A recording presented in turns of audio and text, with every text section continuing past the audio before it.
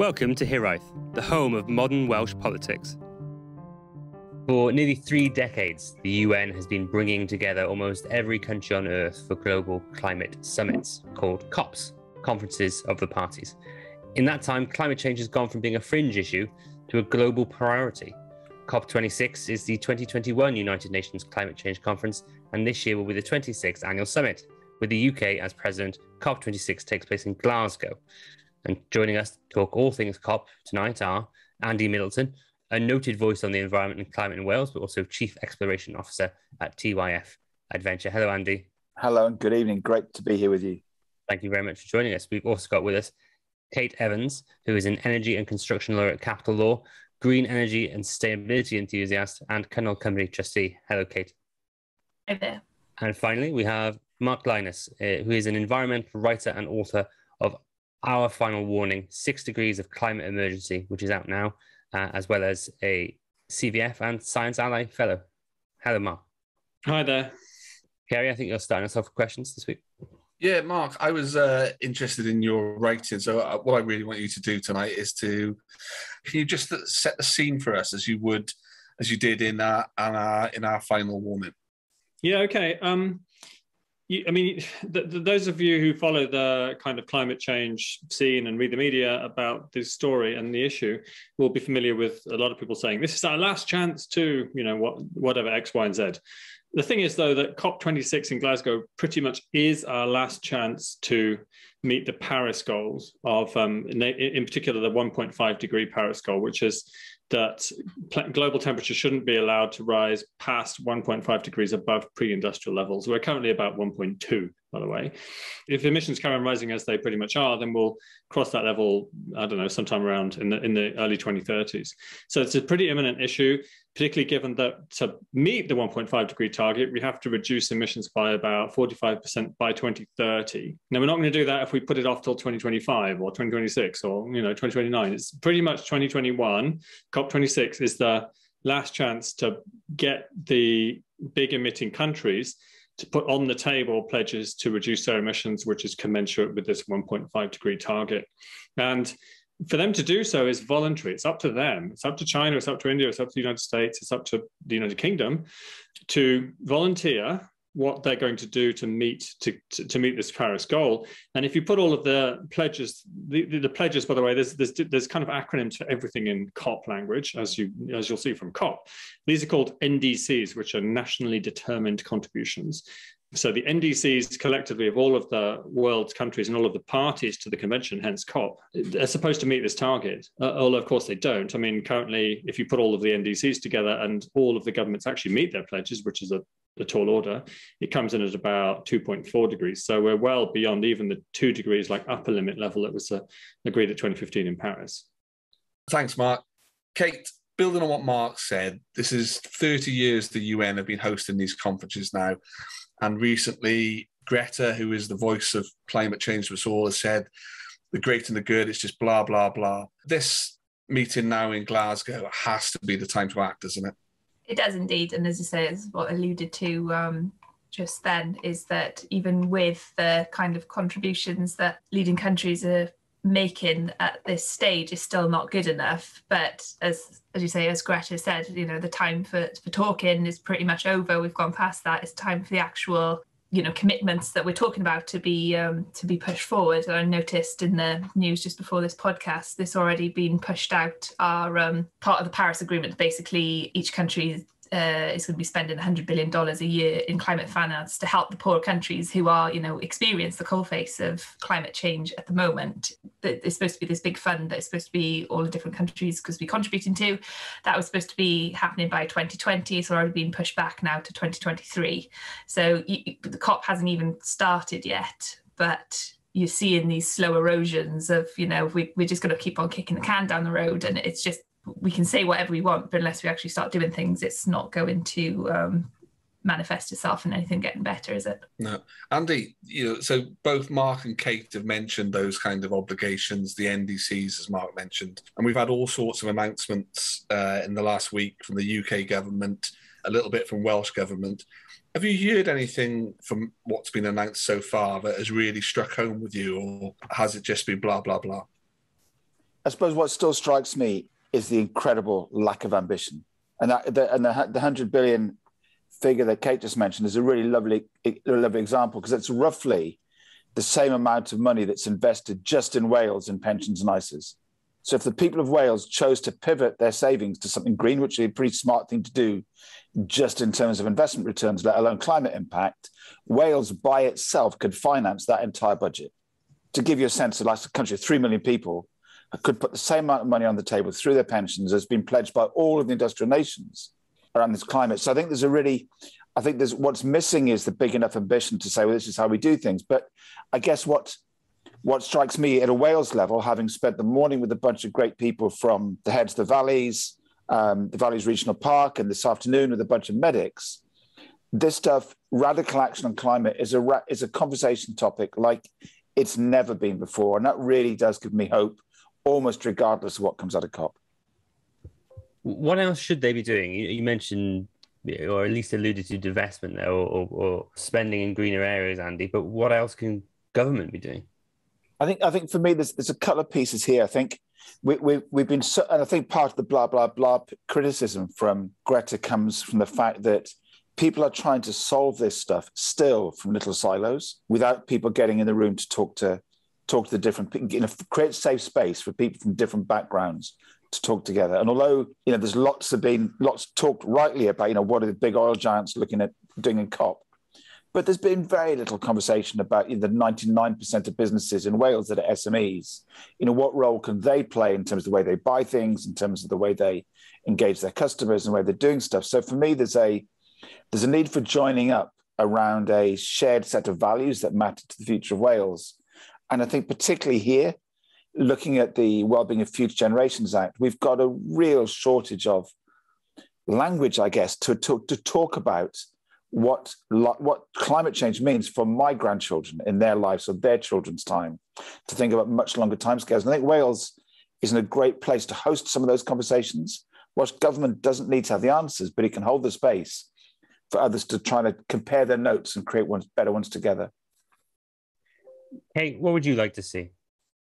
Yeah, no, I agree completely with Andy. I mean, everything is just approached in silos, and you get, task force after task force looking into certain things, but then it just becomes increasingly clear that, different reports are not being collaborated on by, people who are like key actors in terms of the impacts that can happen to them, etc. I think the Welsh Government, in fairness, has got a couple of good policy documents out there where they are starting to think about the thorny issues. And for example, the Prosperity for All, a Low Carbon Wales in 2019 was published, and that's basically sets the foundation for Wales to transition to a low carbon nation. And you can criticise it and say, oh, it's very high level at this stage, etc. But I think the risk is if you try and go in too detailed over too many broader areas, you're bound to fail, aren't you? So I think the key thing here, and what the shame is, particularly around the kind of the focus on COP at the moment, is you've already got UK government officials saying, oh, this is going to be really tricky to kind of get everyone around the table. And when you introduce politics into something, as defining as this, which is going to impact on everybody, you run the risk of, political point scoring or one-upmanship, etc. And that's not conducive to working together collaboratively. So I think that if, in my opinion, you'd get more people from different ranges of industry, not just, strong lobbyists who have got the money and the power, you'd be listening to the countries that are actually facing these terrible, climate impacts already, etc., and you'd be putting them at the equal footing. And as you say, it's a global issue that needs a global solution, not those silos, which kind of Andy alluded to earlier. Mark, the UK government's come out already with a few, I'm hoping, smaller end announcements, leaving the big ones for further dates. But so they've had announcements about funding for green cars, an end to gas boilers, enhanced tree planting. I think the levelling up funding, if you hear that, it's about public transport. So that's some of the key issues I think UK government have brought forward. Do you think they're enough, or what else are you looking for, Mark? Well, it's never enough, is it? But the key thing to look at in terms of international comparisons is there's a website called Climate Action Tracker, which is maintained by an international group of scientists, and they have put together So they kind of assess all of the different pledges of the different countries and add it all up and see how that kind of comes together in terms of what the temperature outcome is for the planet, which of course is the thing that we all actually care about. And I mean, to be fair, the UK government's contribution, NDC, the zero carbon plan, is rated as almost sufficient, which is a lot better than just about everyone else in the world, actually. And so the UK government actually is unique. And I never thought I'd see this. I'm putting my political cards on the table. I never thought I'd see this from a Tory government, but we're actually the only country in the world with a net zero target, and which is legally binding through the Climate Change Act. I'm talking UK level here. And a pathway to achieving that through the different carbon budgets, which are put forward by the Climate Change Committee. And now the whole thing about gas boilers and getting rid of internal combustion engines in cars by 2030 and stuff, those are all the different elements which then are supposed to make the country meet its carbon targets. Now, whether those are achievable or not, politically or economically or anything else, is a different issue. But the policies that exist are actually quite ambitious in terms, and I'm talking from an international perspective because I work with a lot of different governments here. So I think the question for us is how we can all come together and actually deliver on these things and make sure that that all the sectors contribute. And one I would highlight particularly is farming, agriculture, which is often left out, but it's a huge issue for Wales. So much of the Welsh landscape is devoted to livestock farming. That's quite greenhouse gas intensive.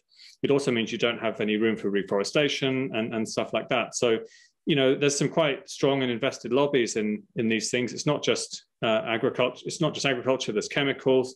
There's all of the heavy industry. Decarbonising that's going to be really, really tough. The technologies don't even exist yet to do that. So there's a lot of work that needs to be done. But in terms of the ambition, I think it's there. It's for all of us internationally. I think if we get a good outcome at COP26, it'll help add to the momentum and mean that more countries actually start to put stronger targets on the table and hopefully achieve them. Kate, Mark talked to us a little bit about Wales there. I think that's where I'd like to focus. It's been quite amuses me that we're sending a delegation up by train, and the boys on the pod will know that I like to remind everyone about the Anglesey flight, which we subsidise. But what have Welsh Government said so far around COP? Have we got anything you've picked up on? Or I know there's going to be announcements at the event, but is there anything that has come out already that you might want to comment on, or even what's been announced since the new government's been formed as well, perhaps?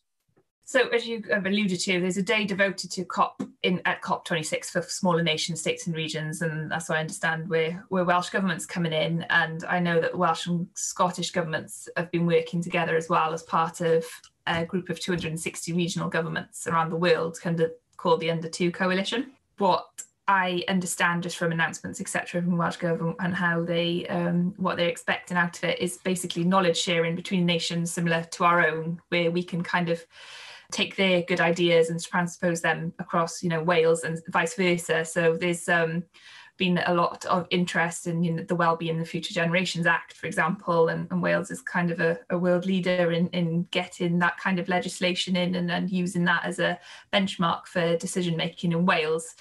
And Sophie Howe has been, talking a lot about that, etc. as well. So that's something that we can take back to the table in terms of, how can people make decisions more sustainably, etc.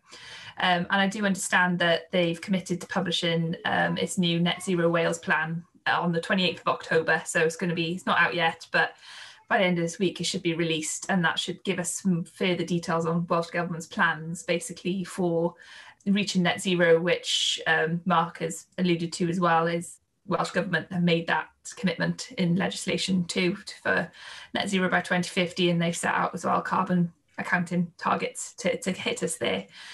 In terms of Welsh things going on, we've got that act, the Environment Wales Act 2016, which is what and that's the legislation in place that they have to meet.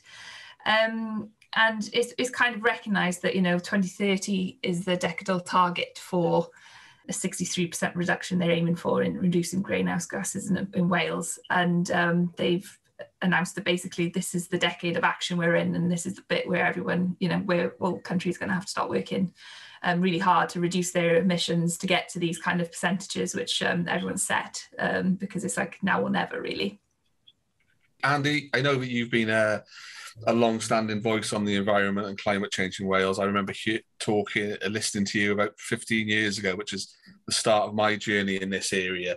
Is there anything, Kate or Mark's mentioned, which you just want to touch upon before we look at COP in detail about Wales? I think just picking up on Mark's point about land use, I heard a figure attributed to NFU Wales recently saying that like 300 Welsh farms were sold last year to non-Welsh funds to plant trees. So there's a kind of a really interesting thing about making sure we don't end up with a land grab by wealthy funds in London just want to do cheap offsetting in effect to allow bad practice to continue. And I think there's a really exciting opportunity to look at, well, what does it look like if we maximize the value of Welsh land, not just for climate, but for wider well-being, so including biodiversity impact, including physical and mental well-being. And there's some really interesting conversations on the go at that. And I think specifically picking up on Kate's point about the presence of Wales at COP, there's some great work being done recently by David Thorpe and the team at the One Planet Centre, and the new standard that they've created, which is called the One Planet Standard, which is the first externally validated standard that looks at whether or not organizations are living within the constraints of one planet, including resources as well as climate. That's going to be workshopped at COP26 with Sophie Howe and Jane Davidson and others as a way of helping people start to say, where do I fit in this piece of the jigsaw? And I think there's a huge opportunity for Wales to really start grabbing some of the lead that they've got internationally around things like domestic waste use, for instance, where we've gone from like tiny percentages to like 68% in a really short timescale to show how small nations, when they get their act together with the right combination of solid political leadership and competent officers in public, how fast you can move in the right direction. Wales had an announcement today. We've got the tidal lagoon back on their front pages on the environmental side of things. I'm interested in this in many different ways, but could I ask all three of you to just do a quick comment on tidal lagoons and associated environmental schemes? What do you think of that, Andy? I think, is it time for an election again already? Wrong to me suggest that these things should be happening just for elections. I mean, the potential, it seemed, of the old lagoon plans, Mark Sharrock's plans, seem to be really well worth considering. And I think we need to, I guess, to recognise that any kind of interventions around large-scale power generation are going to have consequences elsewhere. And I find it interesting last time around how much it seemed that the certification process or the legislative process was kind of held hostage by small groups of people who had leisure interests versus the wider interests of, around fisheries or whatever. But I think we need to have these proper discussions. I think it's interesting to see how in their press release they talk about the numbers of litres of something or number of kilograms of whatever it was saved, rather than we need to be clear about the benefits. But it's good to see it being discussed. I'd like to see the workings before it was finally passed, though. And it's a real estate play. 5,000 homes are what makes it valuable. Kate, Mark, is tidal lagoon tickle either of you? You want to comment, or is it just a vanity white elephant type of project? I mean, I'm not overly keen. I was particularly not a fan of this old Severn barrage proposal for ecological reasons. I mean, we're all familiar with what those are in terms of tidal mudflats and the ecological value of those for fish and birds and other wildlife. I would much prefer to see additional nuclear power capacity, because ecologically that's far less destructive than pretty much everything else, which takes up a large amount of land or water. But we're going to have to get the clean energy from somewhere, and I'm prepared to compromise on the lagoon thing if it's going to provide a substantial amount of clean electricity, which is what we need. It's not entirely dispatchable, because there's times when the tide is high and the lagoon's full that you don't get any power from it, or conversely when the tide's low and the lagoon's empty. But it's fairly predictable, and to that extent, it's somewhat better than wind and solar, which are not particularly predictable, more than, solar's not very predictable at all. Wind is predictable a few hours in advance at the very least, but we have big seasonal disparities in renewables, which make it very difficult to achieve 100% clean electricity using just renewables. So, I mean, that's why nuclear is now back in the picture at just about every level in most countries. But things like tidal power are another large-scale form of clean electricity generation, so I don't think we can afford to rule it out. If you're looking at renewables and things like the gas crisis, etc., and how will we trying to minimise our reliance on fossil fuels, then you have to talk about the elephant in the room about seasonal disparity and unpredictable weather events. Part of the issue is I think we've got something like about 10 gigawatts of offshore wind capacity at the moment, and we're trying to ramp it up, and that's for the UK. But however, we had like the least windy period that we've had since like 1961, and that had that knock-on effect in comparison then with also the interconnector going down and the gas prices, etc., increasing. So I think that something like a tidal lagoon, obviously, as Mark pointed out, there's that ecological value and how do we mitigate those risks versus having a more predictable potential clean energy generation source that could potentially be used as some sort of storage facility as well of electricity being generated and not used at that exact moment, which is what our grid is kind of reliant on. So I think that it should be something that should be explored further, but as Andy said, it's a lot of different interests divested all in the same thing and wanting different outcomes. So how it's actually going to be managed is going to be, that's key on bringing everyone along on the journey, isn't it? Yeah, I think that'll be an interesting one. I think nuclear and Welsh energy mix is one for a future pod. But I really want to get into the detail of COP26 now a little bit. I'm not sure how much you know, but I did a little bit of research, and there's 4 kind of key areas they want to look at achieving things at this meeting. Number 1, it's to secure the global net zero by mid-century and keep 1.5 degrees within reach. 2, adapt to protect communities and natural habitats. 3, I think you mentioned it earlier, the mobilising the finance, Andy. And number 4, I think, Kate, you mentioned it's about working together to deliver those small nations but larger nations. Mark, do you want to just quickly pick one of those and tell us where you think we might have success and which areas you think we might struggle in Glasgow? Well, I mean, you mentioned in the intro that I'm working with the CVF. It's probably worth spelling out a bit more detail about what that is so you can know where I'm coming from on this. The CVF is the Climate Vulnerable Forum, which is a group of the 48 most climate vulnerable developing countries. It's currently chaired by Bangladesh, so I'll be on the Bangladeshi delegation, in fact, at COP26 in Glasgow. I've also been working for many years with Mohammed Nasheed, who was president of the Maldives between 2009 and 2012.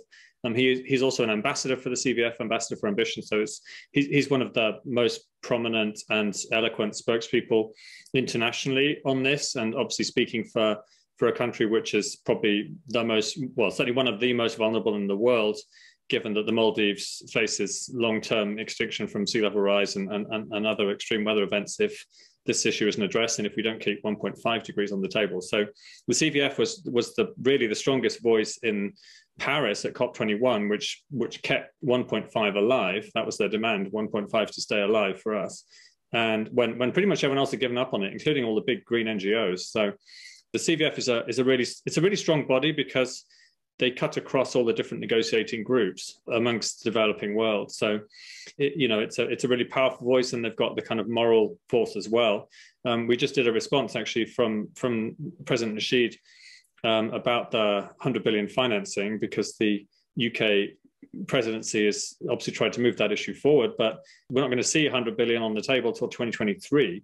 Which is a long time after, as Kate pointed out, a long time after that promise was initially made. It was first put on the table in 2009, way back in Copenhagen.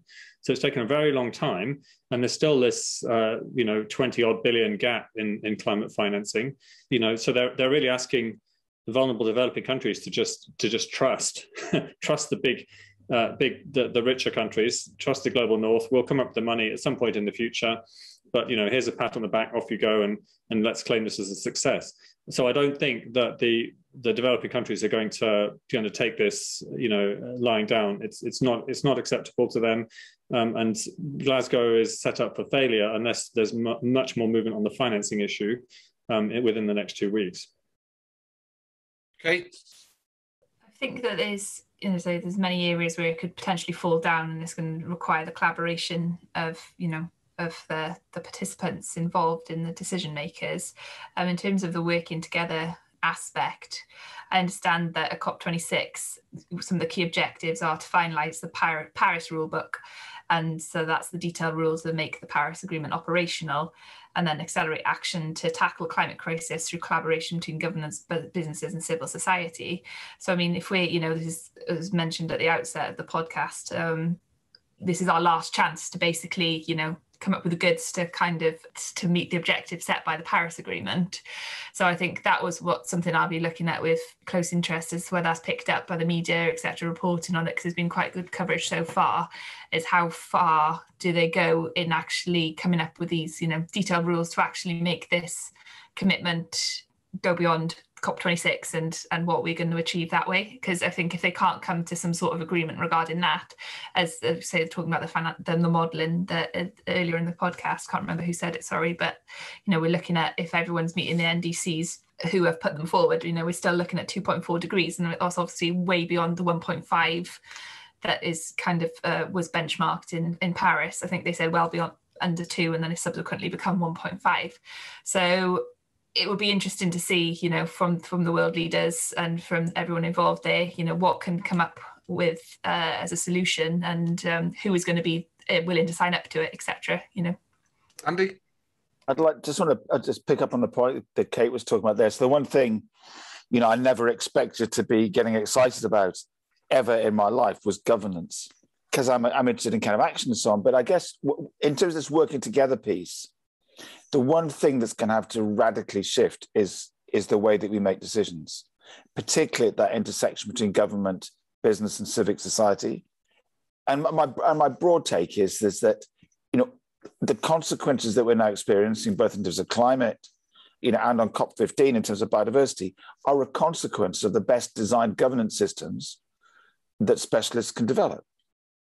And they're still delivered this future, which is heading towards, as Kate and Mark say, towards 2.4 degrees. So if we're going to innovate fast enough to invent these different futures, we need to find a completely different wrapper around the way that we make decisions that allows people to experiment without burning the future even faster, and looking at different arrangements that allow multiple stakeholders at country level to take responsibility for creative action. I really think we've only just started that piece, and part of the solution, I think, is based in Wales's Wellbeing of Future Generations piece, but really learning how to take, you know, build on the work being done by Roman Krasnarek and others to take a much longer view in terms of governance, because we're discounting our great-grandchildren's futures to a 2.4 or 3 degree future. And we need to work out a language that allows us to think about the well-being of future generations, multiple generations ahead, in a way that properly takes their well-being into consideration back to the decisions that we make together at that intersection of government, business, and community.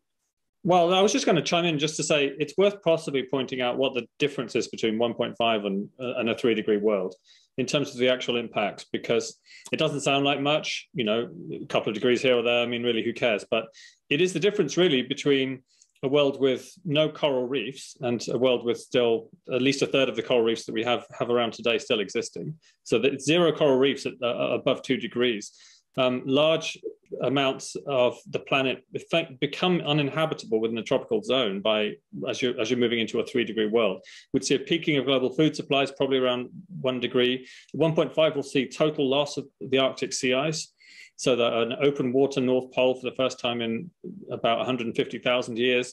It'll be hotter than it has been since the Pliocene 3 million years ago. So it's a big deal. And I think it's really important just to emphasize why this is such an important point. You know, if we want to keep the Amazon going and not cross tipping points which lead to irreversible positive feedbacks within the Earth system, then 1.5 really is our last chance. And that's why COP26 is so important. And that's why these numbers of 1.5 and 2.4 are so critical. Andy, on the politics of this, I don't know whether you've seen today, but Boris Johnson has said the chances of success from COP26 are touch and go.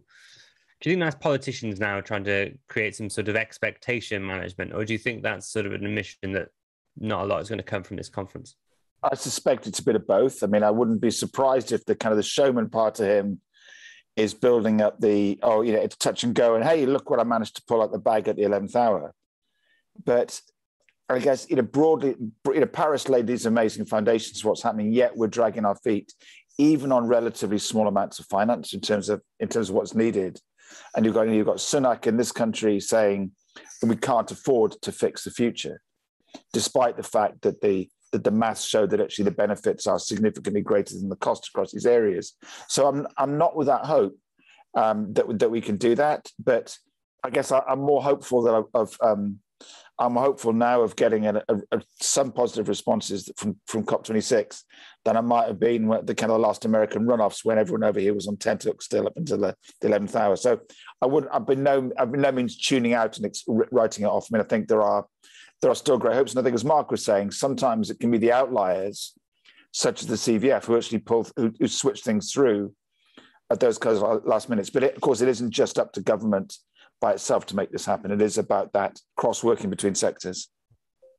I agree. I wondered when I saw that headline earlier whether it was some sort of kind of management of expectations to then say, oh, actually, look at us, we're the heroes. Look what we've actually managed to do in the face of adversity, just set the expectation low and kind of come up. And, I hope that is the case, that it's not a flop, and you get some really good agreements and ways forward coming out of it.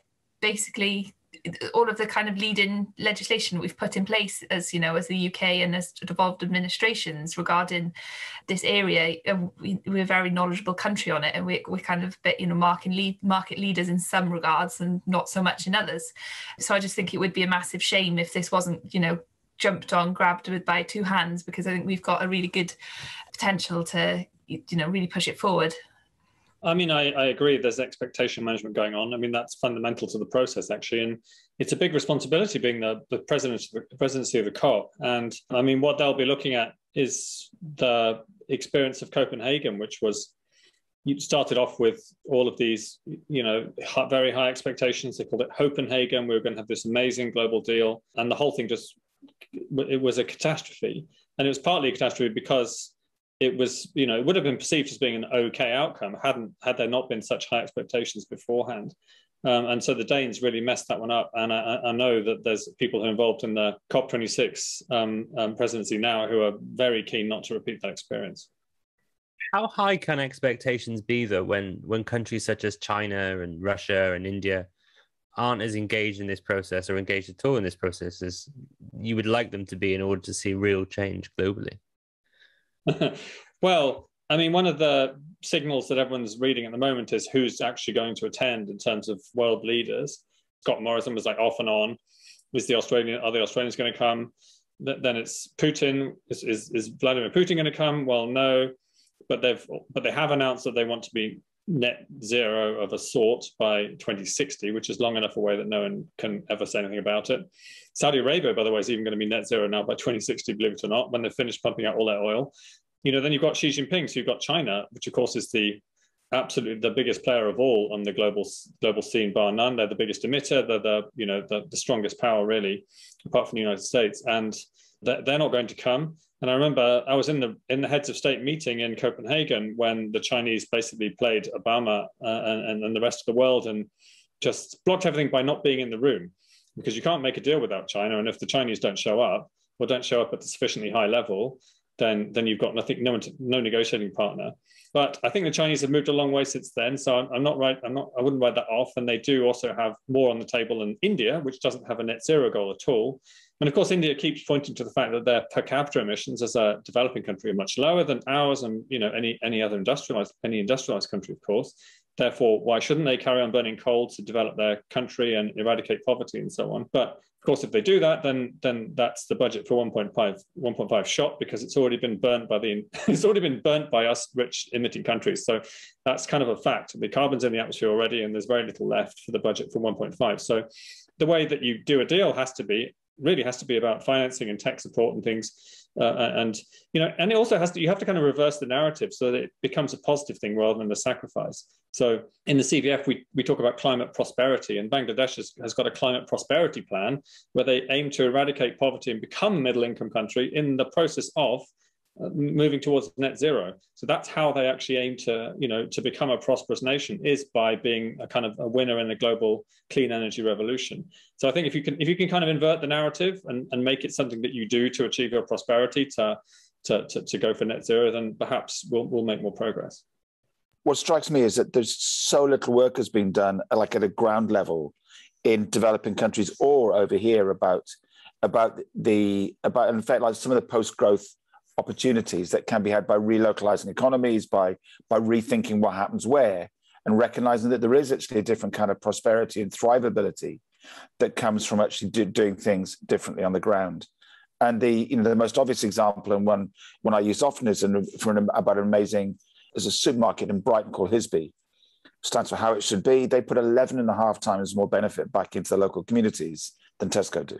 And half the stores unwrapped, which of course reduces, there's so many good stories about it. And I think sometimes when you look at things that are 1,000% better, that's the way that we can create prosperity at a local community level, not just on food, but around relocalizing energy grids, thinking differently about how we move people and stuff around. So I think there is a huge opportunity around that more localized future economy, but it maybe doesn't necessarily involve as many of the big businesses that are the international conglomerates that are trying to sell us stuff. And it might mean that some of that gets more localized. But how much impact can we really make individually, Andy, when countries such as China and Russia and India won't play at the top table and huge companies still continue to emit as well? That's a great question to be asking. And I think just switching your energy provider, of course, is a good thing to do. But I think we often never know who the people are that we're going to be talking to, particularly those who are kind of activists in this space. The more active you get, the more chance you get. And so talking to organisations that manage half of the UK, like the Country Landowners Association, who are up for this because their members need to change. There are loads of ways of connecting into China and other countries at a really senior level through the contacts that just the people on this call have. So I think it's important not to underestimate that it's conversations and relationships that start those change. And the more optimistic they are about solutions rather than criticizing people, the more likely it is we get invited in to be part of that solution. It's a well-trodden path, the argument of why are we bothering doing anything? China not doing anything, Russia not doing anything, we're just tiny, what can we do about it? But it does start at grassroots as much as world leaders, it's also, individuals' responsibilities as well. I mean, it was mentioned earlier, David Thorpe and the One Planet Standard, and I think Welsh Government did conduct a report into it to see how much we were consuming in Wales. And I think the amount we were consuming in Wales, just as, as a nation, equated to nearly like 3 planets. We've essentially got a consumption problem as much as anything else. We've become so used to societies just being able to order whatever we want on our phone, whether that, be from Amazon, etc., and it turns up on your door a day later, you don't think about the consequences of where that's come from, etc., shipping. We're so used to kind of just having everything at our fingertips and just spending, that it's a bit of a narrative that needs to be explored, and I think probably isn't enough as to what can the individual actor do as well, because it all adds up and makes a big change. If you're consuming less or you're buying more local if you can, etc., as I kind of Andy alluded to there now with local economies, etc., then that naturally cuts down the climate footprint, and it all works towards the end goal eventually. And as you say, there's been commitments to 2060, etc. That's by China, for example. Well, as you say, back in Copenhagen, they wouldn't attend at all. There's already been a shift in that kind of thought process from these type of countries. So who's to say, in the next by the next COP, there could be another shift again, etc. And I think just by demonizing countries and writing it off and saying, well, there's no point anyone trying, then well, what's the point of doing anything at all if that's going to be your mindset? Yes, Matthew, that's your mindset, that is. I did have a question about the degrees, which we might get to, but I find it quite depressing. So I think keeping below 2 degrees is actually going to be very, very difficult going forward. But one of the other areas I think we've mentioned tonight, and I think it's in part of COP, it's about the adaptation. And I'm just wondering, where do you see things that we should be doing? If we keep it on a local term for Wales, but UK, I'm happy. What do you think we should be doing to adapt to climate change in Wales? Can we expect vineyards in the valleys? there's already vineyards pretty close. We've got vineyards in the Black Mountains, and they'll be making their way north. We've got vineyards in Shropshire as well. So steadily encroaching into Wales is the grapevine, you might say. But I mean, to be serious about it, it's not just impacts that you experience in your geographical area which hit you, and the pandemic has taught us that.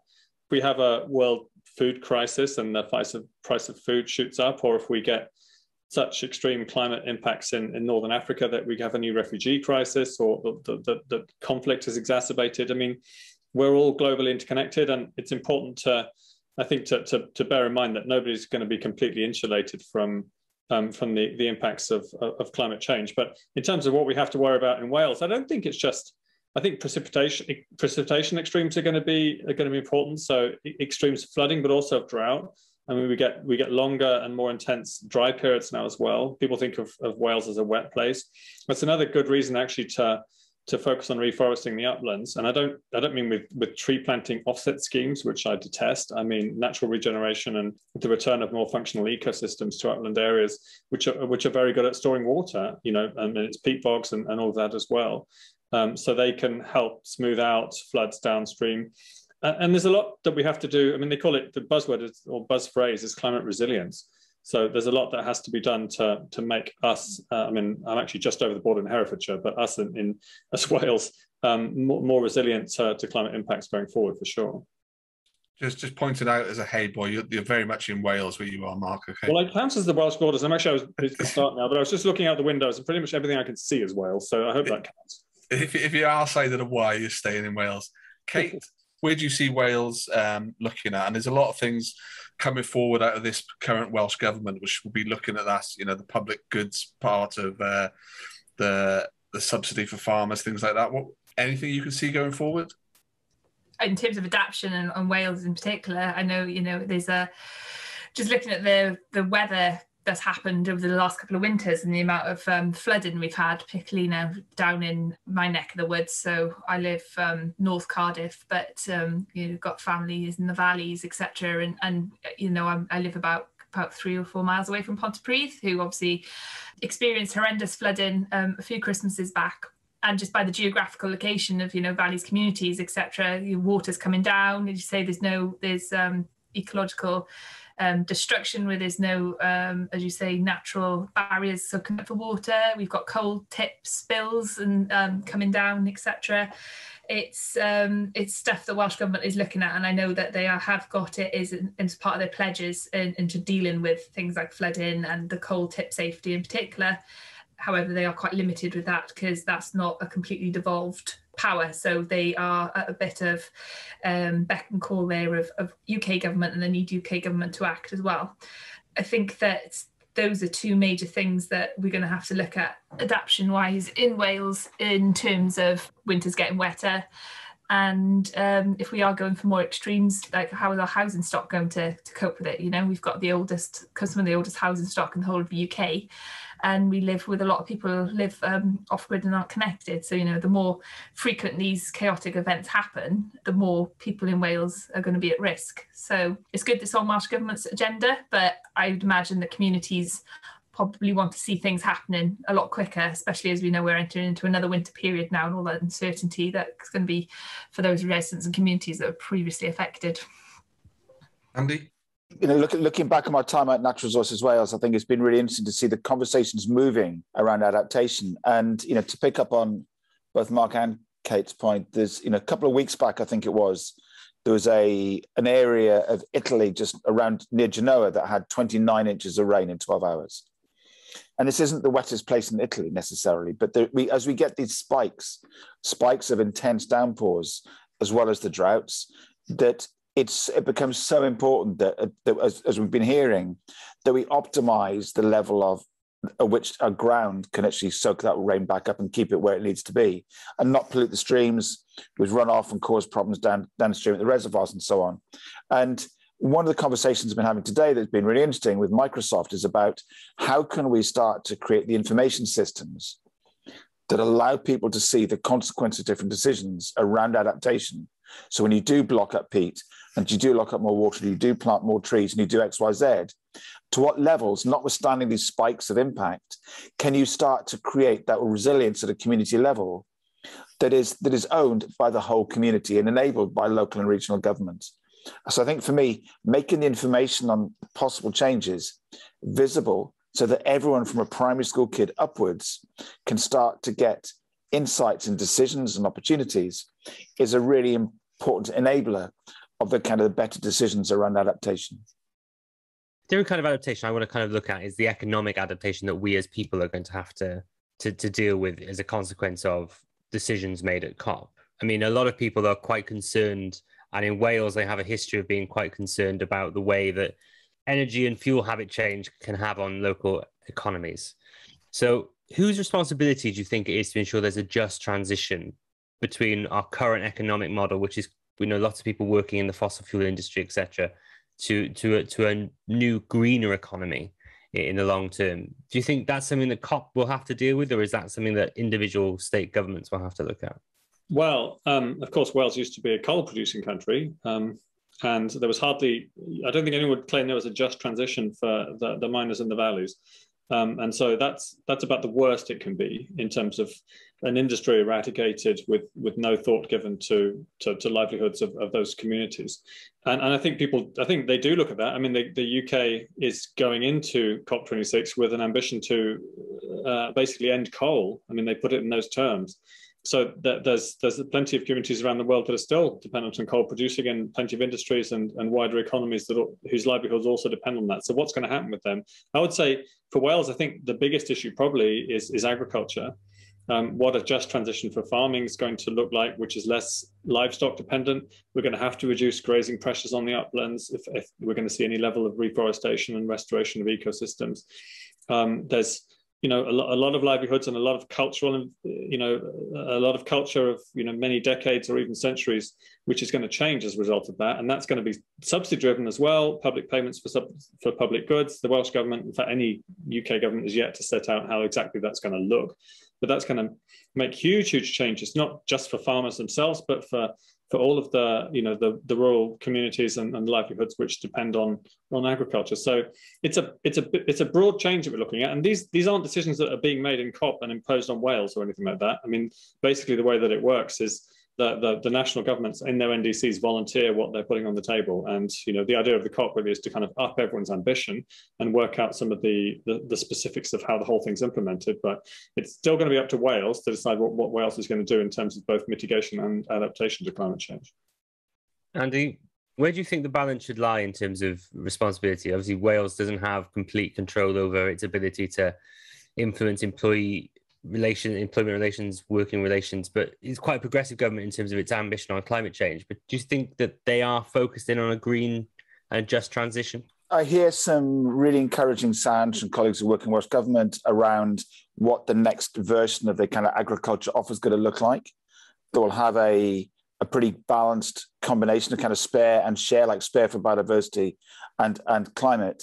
When you look at the fact that there's this strong demand to reduce red meat consumption, and to move towards a more plant-based diet. And it'd be a shame that if we missed the opportunity to actually eat vegetables within that, as opposed to eating meat lookalikes from supermarkets. But something like only 0.2% of land in Wales gets used to grow vegetables at the moment. So I think there's a huge opportunity to put different kinds of revenue from vegetable growing into farmers' hands, whilst actually making the population more healthy and reducing climate impacts. And I think if we're smart about the joined up conversations you have about land use, and there's some amazing people in NFU Wales, John Davis is doing a great job to bring people together for different conversations. So I think there's a willingness there to look at different economic models with a frankness and honesty that's perhaps been missing in the past. Hey, what do you think? Do you think that Welsh government are going to ensure that nothing like the disaster of the 80s and 90s coal changes happen again? Or do you think that it will be beyond their control? I think that it depends on what it is, and as you say, it comes down to the issue of what is devolved and what isn't devolved. I can't speak on the agricultural sector stuff, but however, from like an energy perspective and looking at kind of new renewable tech that's coming through and things like CCS and hydrogen economies and how those are being delivered at scale or how they're being planned to be delivered at scale. Currently the financial models and the business models are being hashed out by UK government. So it will be interesting to then see who bears the burden of the cost of, putting that into practice, where that's probably going to ultimately come down to bill payers, as it has done with other things. And it's the same with, nuclear building, etc., and the different types of business models that come around that as well. So, I mean, the cynic in me says it's probably going to end up being pushed on the consumer, and you're going to see higher bills, etc. But the task there will be, especially for Welsh Government, making sure, how does that not affect most vulnerable in society and, have disproportionate effect potentially, as we saw with other industries that might be at risk. We've got quite a lot of industrial industries in South Wales, and one of the projects I'm working on, South Wales Industrial Cluster, is looking at that and how we can kind of to mitigate those emissions. But you don't want to risk taking away people's livelihoods just because it's easier to, for example, cut your carbon by just closing a factory. Well, what's going to happen to the 500 jobs in that local area, for example? So I think that Welsh Government can have a level to play in there in protecting the economy and making that greener. But in terms of these kind of big new renewable energy developments that are coming through, say like hydrogen, potentially carbon capture, utilisation and storage, that's probably going to be something the UK government is going to be taking forward, which will probably be imposed. We'll try to be end happy, because Kerry doesn't like my Eeyore style endings. So if we had to look towards COP26, if we could all name quickly one thing that we think is promising as we head into COP26, and we'll start off with Kate. I think just it's on everyone's radar now.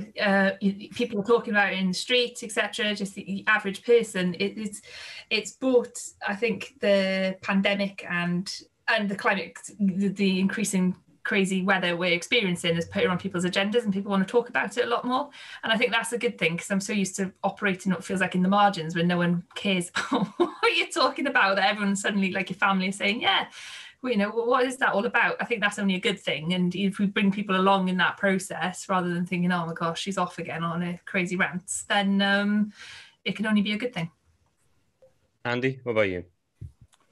My take is that by a long margin, there's more willingness now to have big conversations about change than ever has before. And I think, picking up on Kate's point, there are a lot more people who are versed in the scale of what needs to happen than was ever present. And so I'm hopeful that whatever anything ambitious that gets asked for has a much better chance of being turned into action by groups of people working together than we've seen, on the back of Paris or anything else. Mark? Yeah, I think there's a real sense of momentum now that has never been there before. And I've worked on climate change for over 20 years. And I think we're in a very different world now. And I think we've passed the tipping point, really, where everyone knows we're going to transform to a clean energy economy. We're going to get rid of fossil fuels. Coal's going to be first to go, then it's oil and gas. The question is whether the transition can happen quickly enough, and how we make it as pain-free and as prosperous for the world's people as possible. And COP26 is going to be a step on the road to delivering that. But it's not just up to governments; it's up to all of us. So we all have a role to play, and let's get on with it. Well, I just want to say thank you very much for all of you for coming to speak to us this evening. If people want to hear more from you and find you on Twitter, where can they go? Mark? Mark_Linus. Wonderful. Thank you very much. Andy? I'm at Green. Wonderful. Thank you very much. And Kate? It's Kate E.F. Evans. Wonderful. Diolch yn fawr iawn for coming on to speak with us this evening. If you have enjoyed what you've heard this evening, please do not forget to find us on Medium at Hiraeth Blog Cymru, on Facebook at Hiraeth Blog Cymru, and on Twitter at Hiraeth Blog. Thank you for listening to Hiraeth. If you like what you heard, please don't forget to subscribe, rate, and review.